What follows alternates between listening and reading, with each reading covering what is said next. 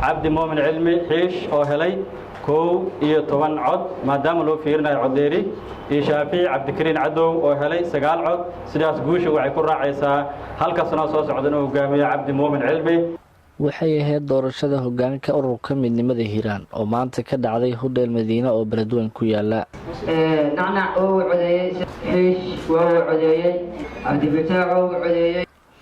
gudoomiyaha xisbiga Dallis gudoomiyaha degmada Beledweyne odayaal nabadoono siyaasiyiin ururada bulshada rayidka Hiiraan gaar ahaan dhinacyada waxbarashada dhalinyarada haweenka iyo marti sharaf kale ayaa goobjoog ka ahaa hanaanka ay doorashada u dhaceysay. xilka gudoomiyaha ururka midnimada Hiiraan waxaa ku baratamay cabdi muumin iidow cabdi xiish oo hore gudoomiye ku meel gaar ah u ahaa iyo shaafici cabdikariin cadow oo xubin sare oo muhiim ururka ka ahaa. doorashada oo ahayd qarsoodi codeeri lagu kala baxay waxaa wareegii koowaad ay sababtay in lagu kala bixi waayo taasi oo loogu ballamay in wareegga labaad loo gudbo ugu dambeynsi uu ku guuleystay cabdi muumin iidow sida uu ku dhawaaqay natiijada doorashada gudoomiyaha guddiga doorashada ururka midnimo ee maanta dhacday cabdi fataax xaanshi cismaan. muddaxileedka halka sano soo socda ururka midnimada Hiiraan runtii sida marqaati ka wada aadeen waxaa ku loolamay cabdi muumin cilmi iyo shaafici cabdikariin cadow. doorashada natiijadeedu qaybtii dambe waxay noqotay cabdi muumin cilmi xiish oo helay 11 cod maadaama loo fiirinayo codeeri iyo shaafici cabdikariin cadow oo helay 9 cod sidaas guusha waxay ku raacaysaa halka sano soo socda inuu hogaamiyo cabdi muumin cilmi. waana soo dhaweynayaa xilka gudoomiye ku-xigeenka ururka midnimada Hiiraan waxaa isna ku guuleystay Cabdiraxmaan Yarow Sheekh oo horey gudoomiye ku-xigeen ku meel gaar ah u ahaa kadib markii uu tanaasulay musharaxii isaga la baratamayay. waxaan rabaa anoo u sharaxnaa xilka gudoomiye ku-xigeenka ururka inaan halkiina ka cadeeyo in maxaa la yiraahdaa aan ka tanaasulay gudoomiye ku-xigeenkii ururka sabab fardan awgeed. waxaan rabaa in macnaha maxaa intaas aad ogaataan ururka xubin muhiim ah ka ahaa waana kasii ahaan doona insha Allah tacaala waxa iyo qaybo kale fara badan ayaa jiri doono marka wala maxaa la yiraahdaa waxa halkan ugu tanaasul walaalkii Cabdiraxmaan Sheekh Yarow. gudoomiyaha degmada Beledweyne Maxamed Axmed Food Cade ayaa bogaadiyay hanaanka doorashada ururka midnimo ay maanta u dhacday natiijada ka soo baxday waxa uu sheegay in tani ay mudan tahay in lagu daydo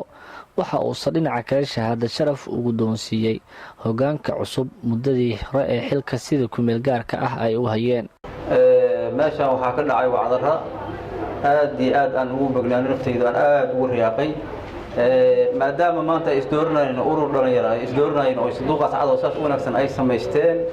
horumar maanta la gaari waaye dadka ay horumar ay gaareen waaye waxaan leenahay marka qudayasho ay mudan yihiin dadka kala reer Hiiraan aad bay ugu faraxsan yihiin maadaama la ay ururkii dhalinyarada isdooranayeen. waxaan markaan u sheegaynaa reer Hiiraan dadka laabo ku jiro oo aan laabo ayaga ana gudoomiyada ku hay dood ku jirone sidaan oo inay faraaqaas u keenano is doortaan loo baahan yahay in meelaha laga yiraahdo ma aha qodbo sanad bas waa laga baxay laga bilaabo saacada marka waxa isku reebaa sanduuqaas cad isku reebaa macal hadda aniga waan sameeyay rabtaa insha Allah waa gaarina aniga degmada aan dawladtayda waxaan soo socdaa meesha naga doon waxaan leenahay marka ururka midnimada Hiiraan markii aan fiiriyo dhowr bilood oo shaqeynaya aad iyo aad ay u shaqeynayeen waa dad habeen imaan taagnay waa u mahadcelinaynaa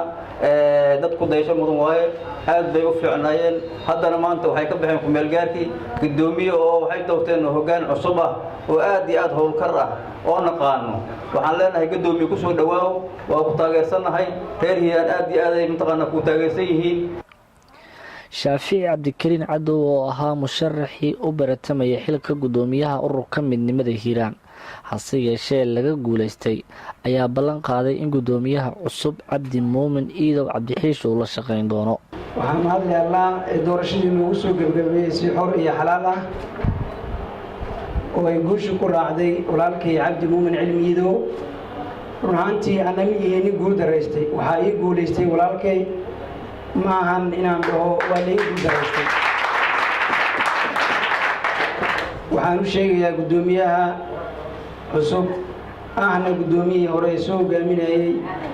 ahaana gudoomiyihii ku meel gaarka cabdi muumin cilmi iidow inaan la shaqeyn doono sidii hore si ka duwan oo aan ula shaqayn doono sidii hore si ka wanaagsan.